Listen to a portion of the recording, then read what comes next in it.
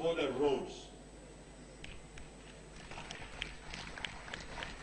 We have already succeeded with His Excellency Uhuru with the road from Mumbare, Kapchorwa, Swamp, Bupo, through Kenya to Kitale. That one is being worked on.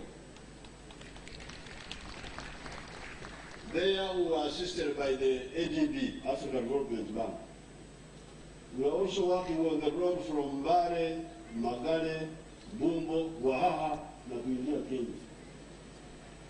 So, in the same way, we want to work on the road from Moroto to Amudat to somewhere else in Kenya. I've never been there.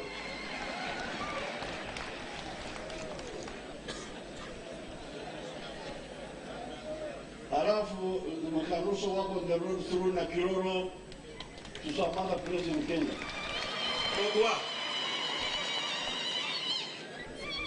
And then on the other side, from Kotido side, also enter in Kenya that side. And then also enter in South Sudan. But above all, I want them to help us with the road crossing Kenya to southern Ethiopia. Ile Moyale ni mbali sana, that Moyale is very far that side. We want our own Uganda, Kenya, Ethiopian link through this side, through. So if you and you help me with that, not with money, not have the money, but just with the same language to the funding agencies. Once my oil comes out, I will do it myself. I will not bother with you. Hakuna kwa mtu, Afrika ni yetu sisi wote. Hao ni namna gani wenzetu? Afrika ni yetu. Na kama tunataka utajiri, jameni, turudi vile tulikuwa. Tuishi pamoja. Vile watu walikuwa wanapeleka mizigo yao, wanauza, wananunua ingine, wanalete. That is where wealth comes from. If you don't trade, you cannot create wealth. If you do not move, you cannot create wealth. And if you don't create wealth, all you are doing is institutionalizing poverty. And we want to eliminate poverty from our people and our region. Kwa hivyo,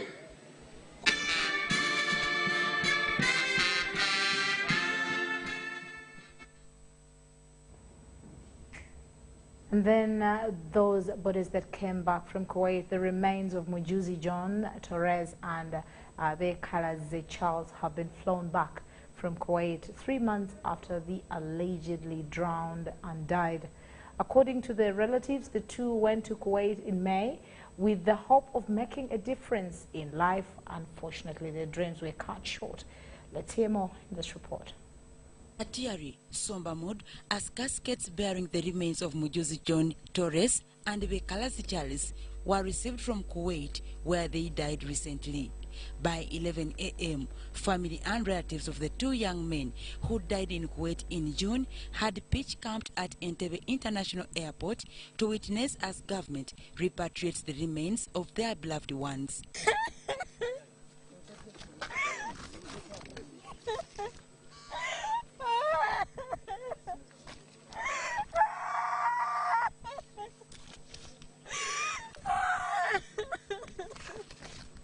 Nalongo Prosi Wamala, mother to late Mujuzi John Torres, narrates the ordeal she has undergone ever since she received the information of the passing on of her son. Balo yafa nsula mudiro ne manya nti kati kiwedde omwana wange tashadda ne mudiro we nali nkyebase nga nkyakungubaga neva ngesuubiri mpeddemu.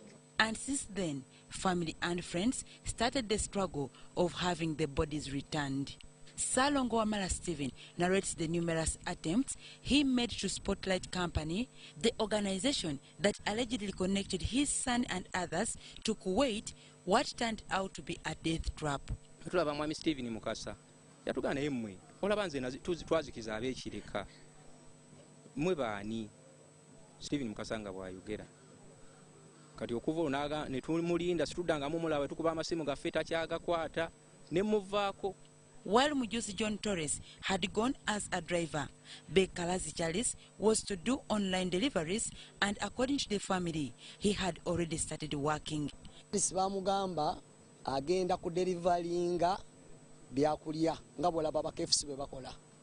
Omusajja yali yeekolera bibye ne bamulimbalimba mu buli mwezi bagenda musasulanga obukadde 8 bamutwala kweti kumbe bamusikiriza bamutwale bamukole kibagala. Accordingly, the families of the 2 deceased persons are demanding for compensation from Spotlight International Recruitment Agency Limited. Esatu nga tetukola tuli waka oba olowooza ogenda okukola ogamba bajja kubulusi bamuleeta leero. Tufiiriddwa emirimu mingi nnyo okulabirira abantu abakungubazi tumaze nabo emyezi nga2 nga tubalabirira myezi 3.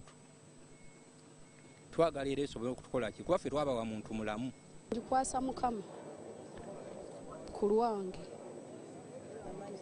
Sembata Alex, from one of the civil society organizations that helped in the repatriation efforts, accuses labor exporting companies for being money-minded at the expense of the lives of young people desperate for job opportunities.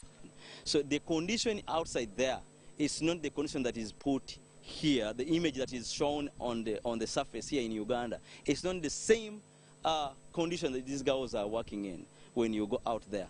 It is a totally different picture. The bodies of the 2 men have been taken to the city mortuary for post-mortem before they are handed over to their families for burial.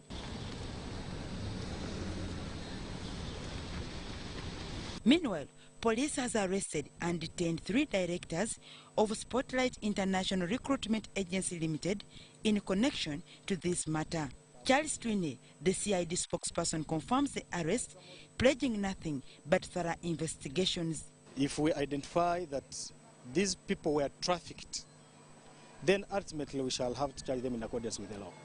In the same vein, police confirms that one other body of Kiwanuka Moses, who also died on the same day as Mujuzi and Bekalazi, is yet to be brought back. Late Mujuzi John Torres was a bachelor's degree holder in computer science from Makerere University, who leaves behind a child and a pregnant wife. Dorcas Kimono, UBC TV News. And our condolences to the bereaved family.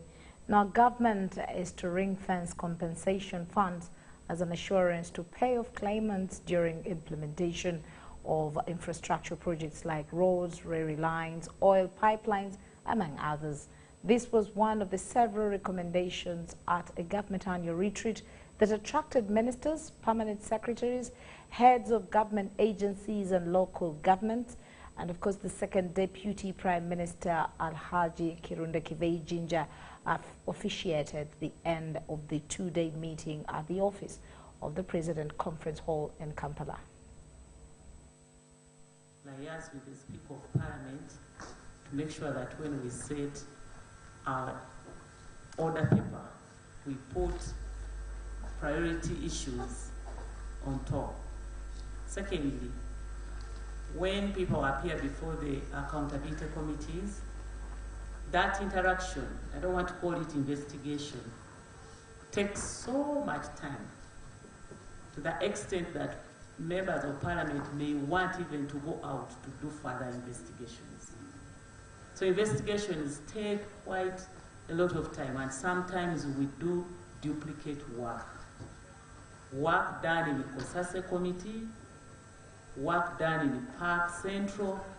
There is that Park committee which is central, and there is the Park committee local government. Sometimes we need to harmonize that. It takes a lot of time. So colleagues, the Right Honourable Prime Minister, we do have a lot of work to do when it comes to enforcement of compliance issues. Here we really have a lot to do. I remember when we are handling the budget cycle, where we require ministries to submit their ministerial policy statements by a certain date, and we find ourselves in a dilemma when those ministerial policy statements are not out. And we rush because we want to beat the time frame. So right on our Prime Minister, we really have serious issue when it comes to enforcement of compliance issues, when it comes to responding to what we put in place in our laws, Public Finance Management Act and other finance laws. So I and my colleague... Now over to Busoga. The Chabazinga of Busoga is set to launch Busoko Falls in Buyende district as he marks his 5th anniversary as Busoga Kingdom cultural leader. The launch is an initiative aimed at making the site one of the most sought-after tourism sites in the Pearl of Africa. The 5th coronation anniversary, William Gabulana Diop, is slated for tomorrow, Friday, 13th September 2019. History has it that Busoko Falls in Buyende district was a harbor for reptiles, including deadly crocodiles that feasted on humans. Filled with interesting tales, residents of Butagaya village also believe that the falls have a historical background on Chintu and Nambi. Asamirirwaku nga bamweta mchala na mwase kiyira owe Busowoko eira yalinga kibira ng'ekibira kino kirimu envuvu kirimu buli nsolo abantu bagwanga mu maadi. Been heard that later the story about that fall, the other people say that the fall is coming from Nambi and Chintu. But for me, what I know that this is the power of God. And I know that God, the creator one, is the one who creating that fall.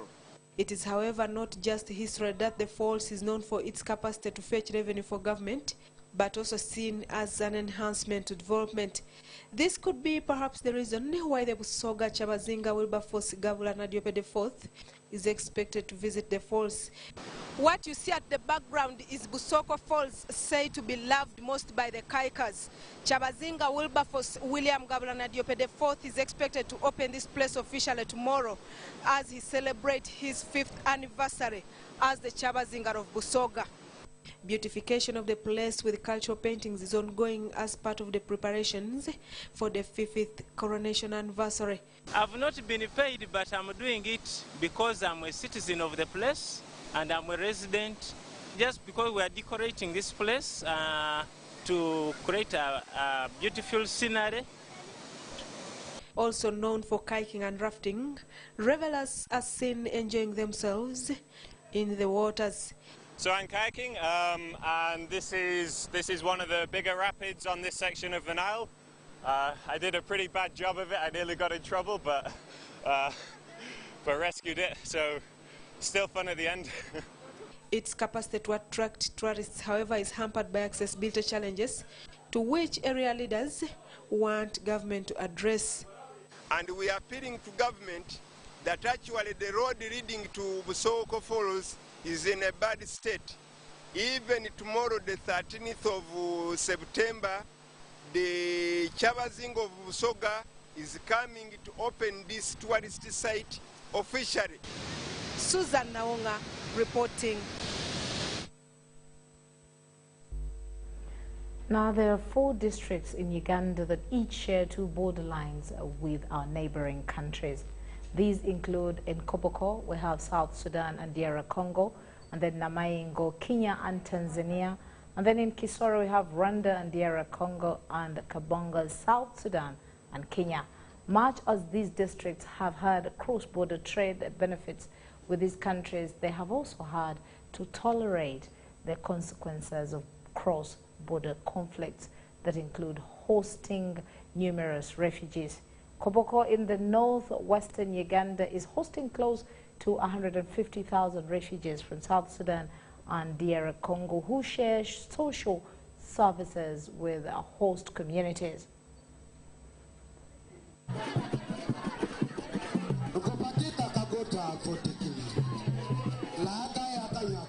Koboko is one of the 4 districts that touch 2 borders of Uganda, the other being Kisoro in the southwest, Kabong in the northeast, and Namayengo in the southeast. Though the proximity to two bordering countries is good for cross-border trade, Pan-Africanism, cultural integration, and interactions, plus numerous other social benefits, being near the border also brings in a lot of misfortunes like conflicts, wars, and disease from across the border. Koboko district, in particular, is home to about 5,000 refugees from South Sudan and the Democratic Republic of Congo. This is as a result of conflicts that now define the two neighboring countries. It's very difficult to distinguish between the refugees and the people of Koboko because they are the same Kakwas in Congo, they are the same Kakwas in Sudan, and they are the same Kakwas in Koboko.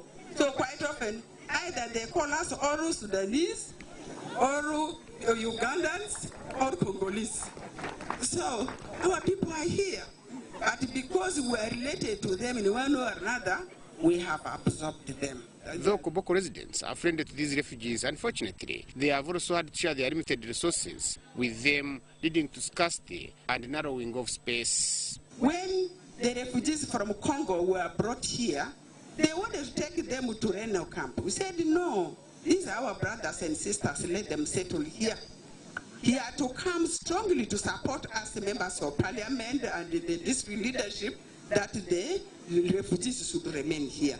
That's why they're here. We thank you very much. It is for this reason that the government of Uganda, with the support of Development Response to Displacement Impacts Project, has provided additional infrastructure in the form of schools, health centers, staff quarters, and roads in an 8-year-long plan aimed at improving refugee hosting communities' access to basic socio-economic services. Now very good classrooms. In the next phase of Dr. Deep, we shall see if we have extra money, we put for you some accommodation so that your children will pass. Koboko in particular has had about 6 projects, including Lobule Primary School, built at a cost of about 350 million shillings, that was recently commissioned by the Minister for Disaster Preparedness and Refugees, Engineer Hilary Onek. This place with my sister, Honorable Babadiri, for God and our country. The project aims at improving education and health services for the refugees and refugee hosting communities. I'm pleased to join you, the people of Koboko, to commission Dr. Deep project in your district and Lobole Primary School in particular, demonstrate the critical role the project is playing to address the infrastructure gaps in our social service delivery. West Nile region, which alone hosts close to 900,000 refugees, mainly from South Sudan, in the districts of Ajumani, Moyo, Obonji, Yumbe and Arua, has had a number of projects built in the area. That soon we will be joining you in supporting the fight against poverty at household level. Now that we have schools, we have bridges, we are now going to join you in tackling production, tackling agro-industrialization, and tackling the environmental challenges that we have in front of us. Other refugee hosting districts include Kamwenge, Chegegwa, Kiryandongo, Kampala, Hoima, Chikube, Isinjiro, and Moya. In all, 13 districts are hosting refugees, with Yumbe, Moyo, Arua, Koboko, and Ajumani, all of West Nile, hosting almost 3/4 of the 1.3 million Uganda is hosting. The district has so far received support worth 6,510,000,000 within 2 financial years of 2017-2018 and 2018-2019. That is the money so far the district has received within these 2 financial years of 6,510,000,000. That means some of these projects, of course, as you see, we are still commissioning them, and the process has actually gone far. Development Response to Displacement Impact Project has constructed 174 socio-economic infrastructure that include schools, health centers, roads, bridges, and other numerous projects worth about $50 million within refugee hosting districts. We know that the communities are happy everywhere we go. We were in Kamwenge, we were in Chegegwa, we were in Moyo, we were in Ajumani. Everybody has said this is the right spot-on program from design to the product. And more is yet to be provided as government, with the support of development partners, offers another $150 million for livelihood projects. To me, the host, the people of Uganda who are hosting refugees, are very important. They are the most important to me because they are our people, they are the people who voted for us in government, they are the people who are keeping our country strong. Manadeo reporting for Ubc News.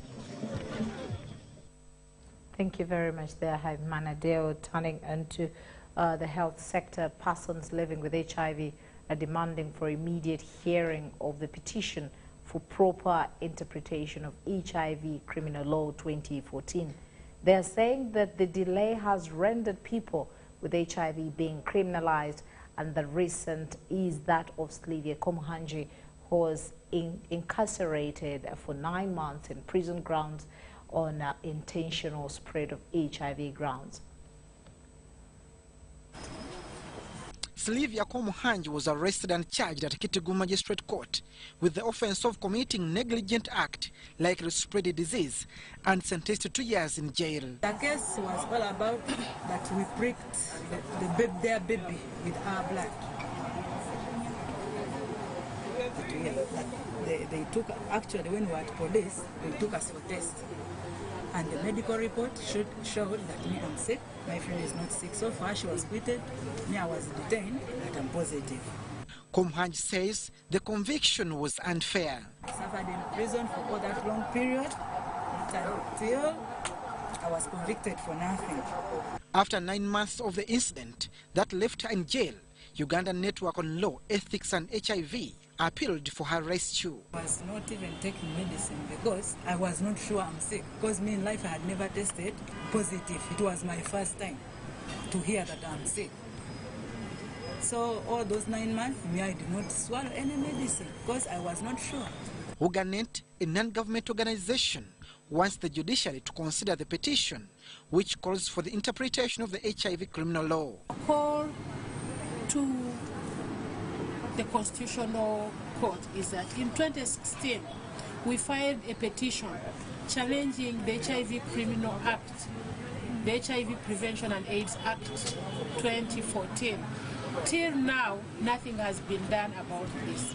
They want legislators to revisit the HIV criminal laws, as some encourages trumped charges. People living with HIV are not judged, are not taken through the processes of law. Because of their status, they are immediately judged as victims, as criminals, as wrong people. And that is what we are saying, it is wrong. Two men who are arrested for alleged to have raped somebody, then one turns out negative, the one who is positive is the one who is convicted. Now, HIV victims believe that justice actors at all levels need to increase rigor while handling HIV-related cases while avoiding malice. Awudu Nasir Luwama for UBC News. And that brings us to the end of our first segment. But of course, do not go away. News Tonight will continue after this break.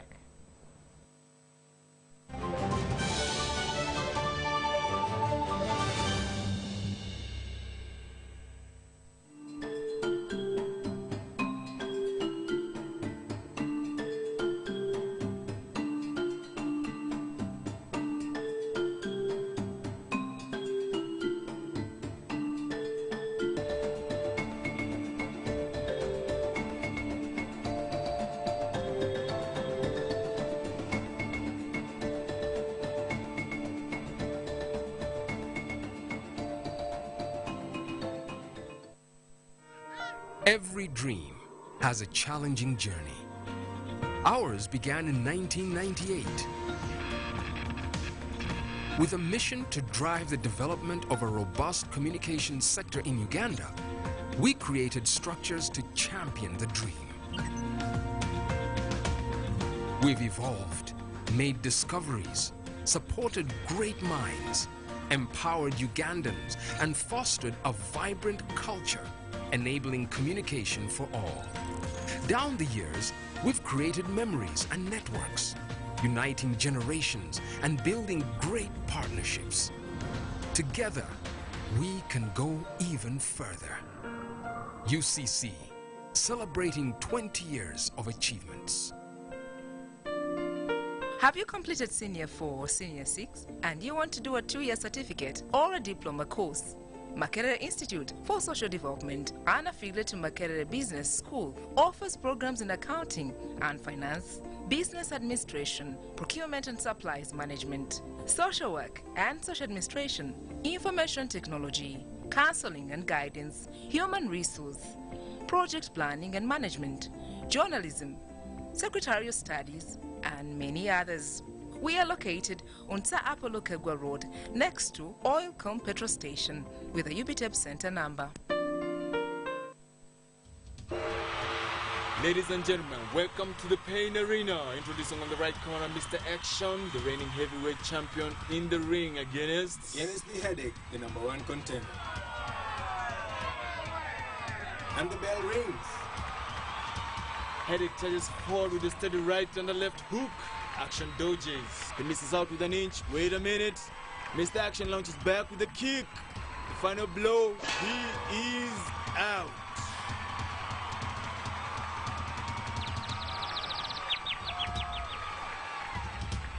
If symptoms persist, seek medical advice.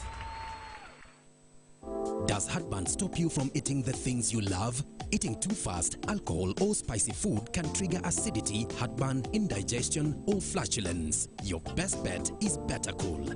Better Cool works fast to relieve acidity, heartburn and indigestion. Trust Better Cool. Enjoy life. If symptoms persist, seek medical advice.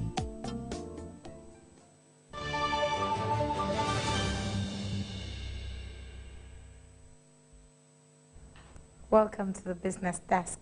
And starting off with CPA examinations, the Institute of Certified Public Accountants of Uganda Examination Board has released the August Public Accountants examinations. The President, Institute of Certified Public Accountants of Uganda, Frederick Chibedi, released the PAEB exams results with support of the Secretary of this organization, and that is Kato Kayemba, and members of the council. Examinations Board, I congratulate those candidates who passed their examinations, their various examination papers, the top candidates in each subject, and the 80 candidates who have completed the CPA course. To those who have not made it, please do not be discouraged. Please, I ask you to release the exam. By the authority entrusted to me as President of the Institute of Certified Public Accountants of Uganda under law, I receive and hereby declare the results of the CPA Uganda course August 2019 examination results now released.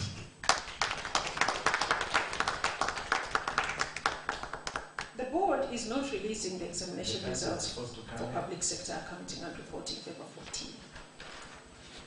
PAEB, the Public Accounts Examinations Board, received an allegation that there was an examination irregularity for the paper. As an examinations body for a professional accountancy qualification, we take any examinations matter very seriously. Any matter must be thoroughly investigated. Therefore, PAEB has taken the decision to withhold the examination results for this paper until our investigations are completed. Desire that whatever comes out for the accountancy profession reflects the true values of the accountancy profession. We want to ensure that as a country, we have a critical mass of accountants who could spur growth or help the growth and development of our nation by helping the businesses to do what they do best, like to send a message to all the students attempting these exams that the gateway to the profession is this. If you're going to come in, you must pass through this gate. We are very clear on how you will go through that gate, and we're very sure that those that have been allowed in as a result of their hard work and diligence will keep up the standards that we uphold as a profession.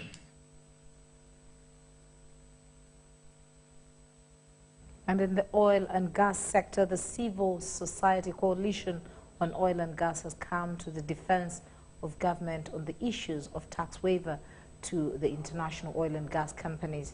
CSOs argue that rushing the project without complying with stipulated tax laws would comprise and compromise the oil and gas benefits to Uganda and ultimately set a bad precedence. Let's hear more from Dennis Sigar. Nataka niwape siri moja. Nilikuwa namuuliza Mzee Museveni, mbona unachelewesha hili bomba? Kwa sababu ya kodi ya huko ambayo umekataa kuikubali. Kodi yenyewe ni $600 wakati utakuwa unatengeneza bilioni 800 USD dola. Remarks at the inaugural Tanzania-Uganda Business Summit in Dar es Salaam continue to elicit mixed reaction in various forums. Uganda's Civil Society Coalition on Oil and Gas has come out to support Uganda Revenue Authority's right to pursue Tullow Oil's tax obligations to finality. What we are trying to avoid is twisting so that you give concessions against the provision, you bend the law and give these concessions. So we still encourage engagement, the understanding of the oil companies. And that's why we're even calling the URA and government to come out and provide information to the citizens so that citizens also understand that this situation is not a situation within the hands of government, that it is government that is draining actually the investment, because we also have local investors.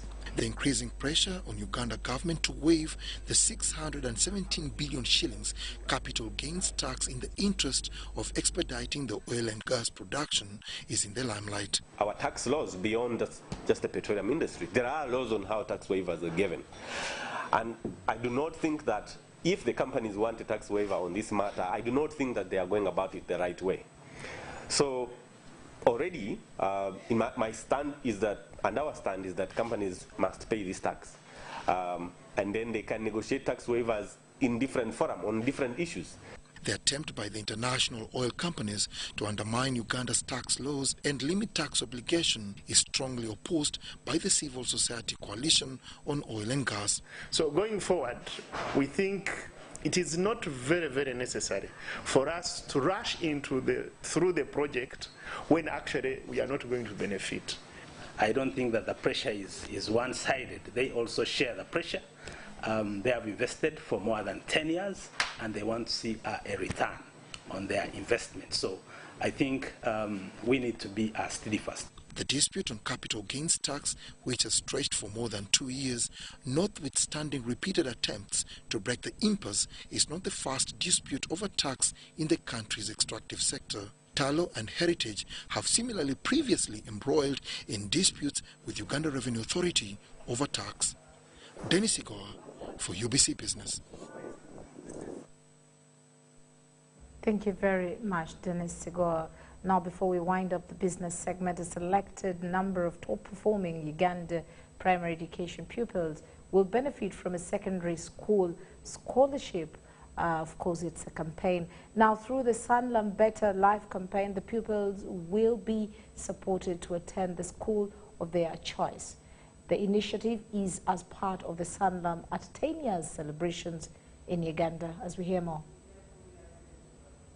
In universal education in sub-Saharan Africa, Uganda has registered an increase in secondary school enrollment, specifically from families that can't afford to pay school fees. As an educationist, now not as a ministry, we still have challenges with insurance companies.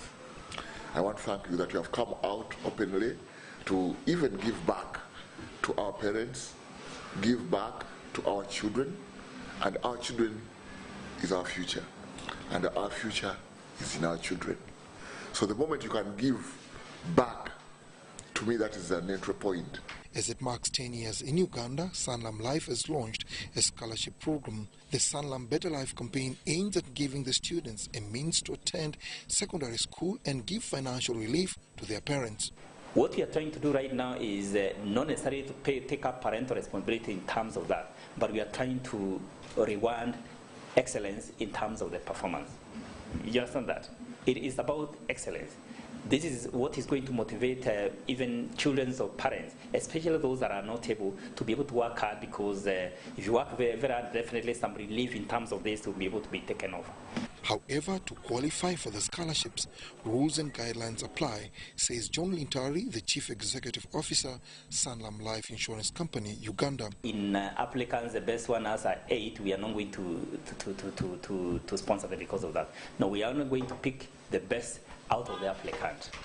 Okay?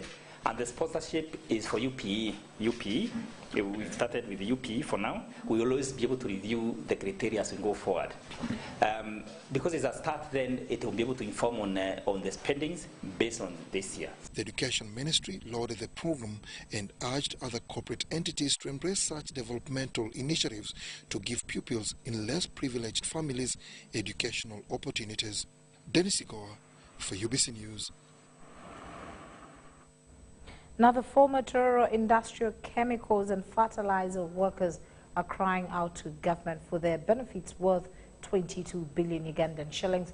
The group comprises of 454 workers under their umbrella body, former TICAF Workers Association, were laid off in 1989 without any pay following the collapse of the factory. Out of the 454 affected persons, over 60 members have so far died while pursuing their payments.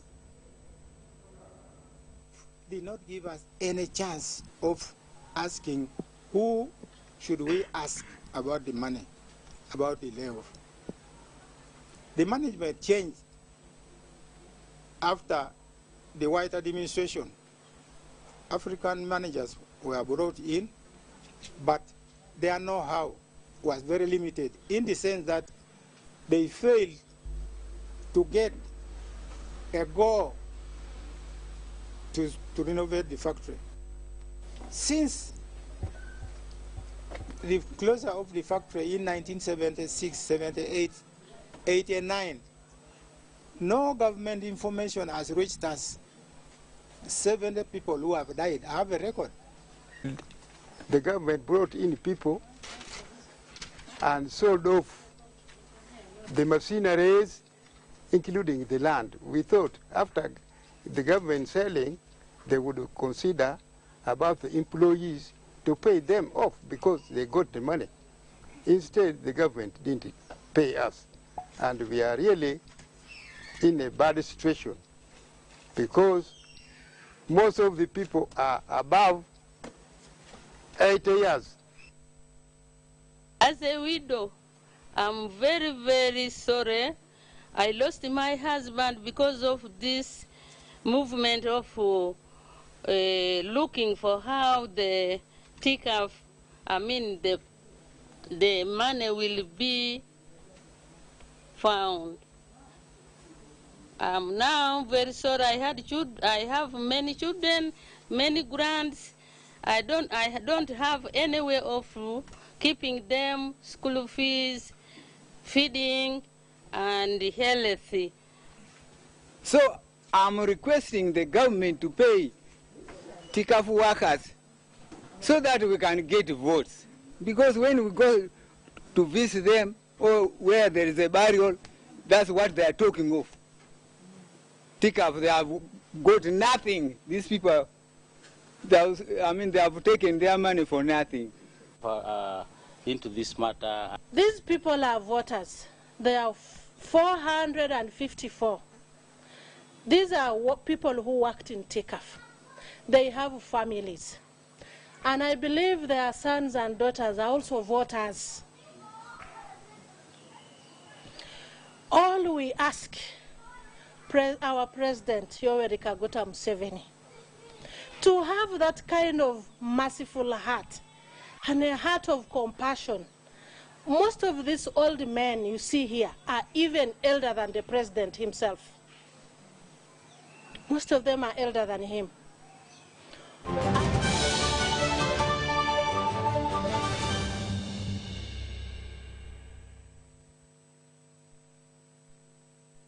Welcome to the sports desk. Let us start off with boxing, where Uganda Professional Boxing Commission President Salim Uhuru has responded to claims by step-by-step boxing promotion director Eddie Gombia.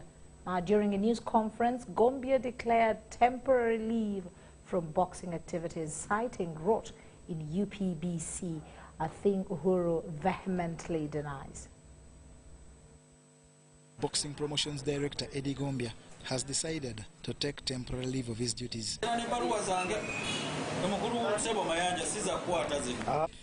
He made the announcement during a news conference in Kampala, in which he cited irregularities at Uganda Professional Boxing Commission in allowing him organize 2 boxing events, one in October, the other December. We wrote another letter to UPBC requesting them to sanction our fight, which was supposed to be held in November this year. And unfortunately, I wrote a letter to, these letters was addressed to UPBC, President and the Secretary General. But I'm sure the 2 senior officers replied to me. One, an officer from UPBC was telling me I should not move on with the activities of October. Another senior officer was telling me to move on with the activity of October. So I see there is something. There's pulling rope maybe in UPBC. Gombia has in the past organized fights, including the Chibitu Chentomi on December 26, 2018, in which Medi Seviala downed Badulu Sambia.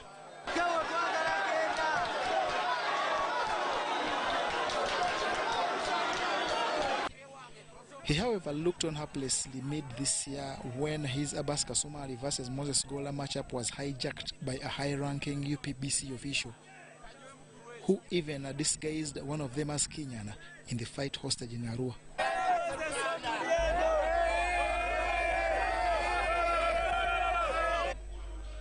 Uganda Professional Boxing Commission President Salim Uhuru accepts blame for some inconsistencies within his body, but blames Gombia for this latest impasse. It's not true that we sanctioned and stopped the fight.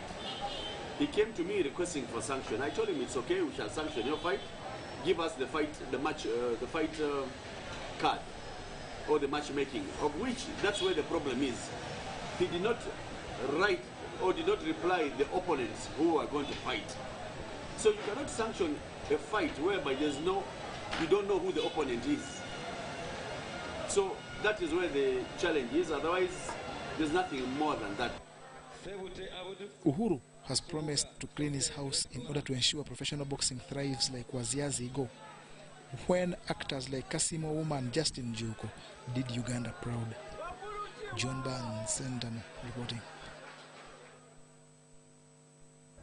And in athletics, Uganda Athletics Federation has released its 22nd member squad that will represent at the World Athletics Championship in Qatar later this month. The Federation President Dominic Otuchet believes that the team is armed to perform to its utmost. Uganda is sending its strongest ever team to the World Athletics Championships due in Qatar, starting Friday 27th September, and will run for 10 days. The team has 12 men and 10 women, including Stephen Kiprotich, Ronald Musagala, Benjamin Kiplagat, Solomon Mutai, Winnie Nanyondo, Halima Nakai, Peruth Chemotai, Lynette Chebet, and Stella Chesang. If you compare with London 2017, we had 21 athletes. So we have had an increment of 1, which is not bad. But by qualifiers, there are over 30 who qualified. Because in marathon we had 9 and we picked only 3 by selection. And so we left out 6. We could not take all the 9. In 10,000 meters men, we also left out 3 athletes. 4. We left out 4 athletes, but selected 3. Two names, Jacob Kiplimo and Joshua Cheptegei, will stand out because the two Ugandans are arguably the best in the 10,000 meters, with a tight competition even amongst them, and thus medal hopes for Uganda. In Doha, our focus, number one, is to win gold. And we know some of these athletes are good enough for gold. We shall also focus to win any other medal, silver and bronze. And for athletes who cannot achieve that, our charge to them is that they must be among the top 8. Without that, we also charge our athletes, if they want to come back as legends, they should either set a new national record, they should set their personal best, or their season's best. For the first time in a while, Uganda is represented in the short 400 meters distance by Lenny Shida, whose injury scare from the All-Africa Games is clearing.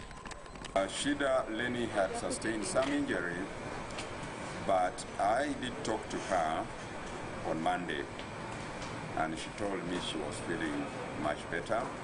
I talked to her coach, Paulo Kello, yesterday. He also told me that she has improved a lot, and we believe that she'll be able to compete. In 2017 in London, Joshua Cheptegei won silver in the 5,000 meters, but will this time round contest only the 10,000 meters. The team that will aim for glory and money at the championship has some training in Switzerland and others at the high altitude Kapchorwa district, with the first batch departing on 24th September. John Barnes, Centum, reporting. And in our sports roundup, professional golfers continue to battle for top prizes and cash at Uganda Open Pro category in Kigo. Now, foreign golfers are still in the lead in the competition that climaxes on Saturday. Meanwhile, more entries have been registered for the East African Badminton Challenge, as Ngabo Aman reports. Foreign golfers are still in the lead at the ongoing Castlelight Uganda Pro Open Tournament at Serena Golf Course in Chigo. Alvin Mazibuko of South Africa still leads with 2 shots, while Kenya's Justice Madoya is equally 2 shots off the pace with 2 under par 70, together with Zambia's Karamba. To be in the lead, Mazibuko had an impressive run, sinking birdies on hole 2, 4, 6, 8 and 17. Uganda's Vincent Byamukama and Abraham Ainemani are chasing closely. I played well in the course, but the water hazard was too much for me. Even putting on the greens, you know, the greens are so fast. I was trying my best to play under, but I didn't make it. But tomorrow, I wanted to play tomorrow very well, but I don't know my score for tomorrow. And in football, as the top flight football league takes shape, teams continue strengthening themselves to compete favorably. URAFC, who finished 3rd in the 2018 season, has acquired Rwenzori Water as sponsor to a tune of 60 million shillings. At least 40 million is in cash, while the rest is in kind to boost refreshment aspect for both the trainings and games. For 2 years, URAFC will be receiving 200 boxes of water on a monthly basis, hoping to improve after a poor start of the 2019 season, losing to Wachiso Giants and drawing against Chetume FC. Meanwhile, Federation of Uganda Football Association has launched a newly branded Women League aimed at giving a facelift to the domestic competition and increasing the level of competition among clubs. The new league, named the FIFA Women's Super League, is in line with the just launched Take Flight project that will help revolutionize the women football in various aspects. And in badminton, entries of the 3rd edition of the East African Badminton Challenge continue to rise with the introduction of more categories to compete. The introduction of the Asian and Chinese category has brought in many players for the 4th October event at Lugogo Indoor Stadium. The professional category will have players at the national team level play, the schools competitions having the best schools that play badminton compete, among other categories. Kenya, Rwanda, Tanzania, Burundi and guest players from Brazil have registered to play.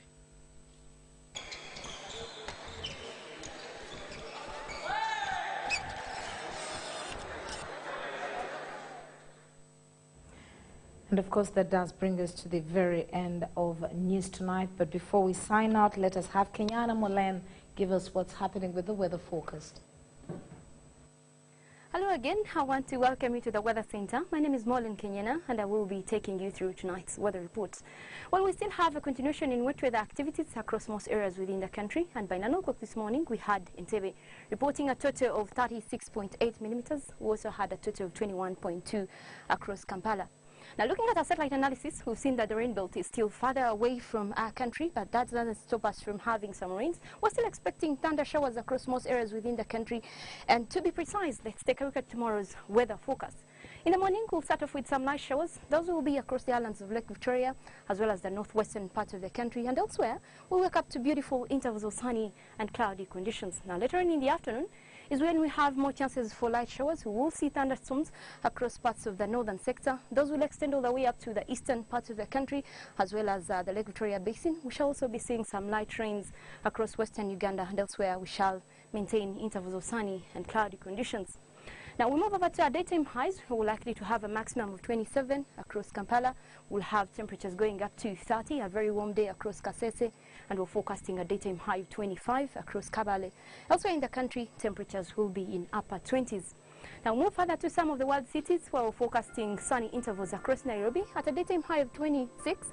We'll also be seeing a warm day across Dubai. Temperatures will be at 40, and we're forecasting sunny conditions. And sunny conditions are still forecast for London as well as New York. And with that, we come to the end of today's weather report. Thank you very much for joining us. And for more information, please do not hesitate to visit our website. My name is Maureen Kenyana. Have a good day tomorrow.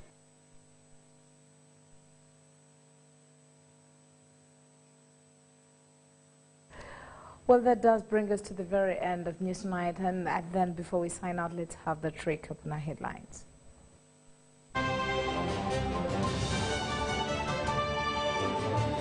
In our top stories, Museveni Kenyatta sign a cross-border peace memorandum of understanding.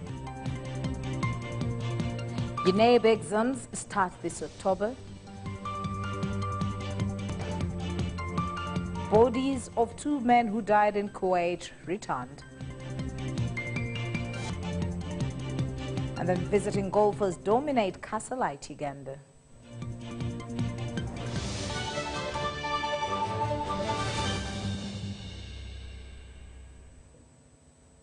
That's it from us. My name is Patricia Lokoma Mgalo Mohammed on sign language.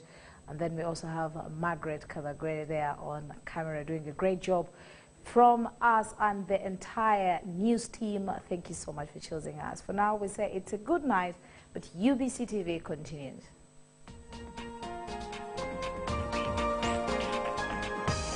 Was brought to you by UCC, celebrating 20 years of achievements.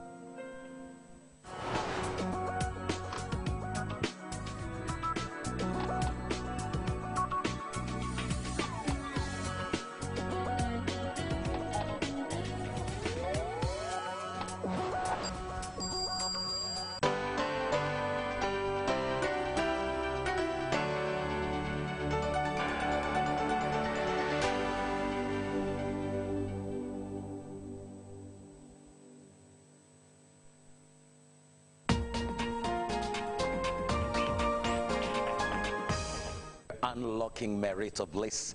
This is one of a kind, and I'm glad that you've tuned in. There are several reasons. That's why people should get married first. To get an address, like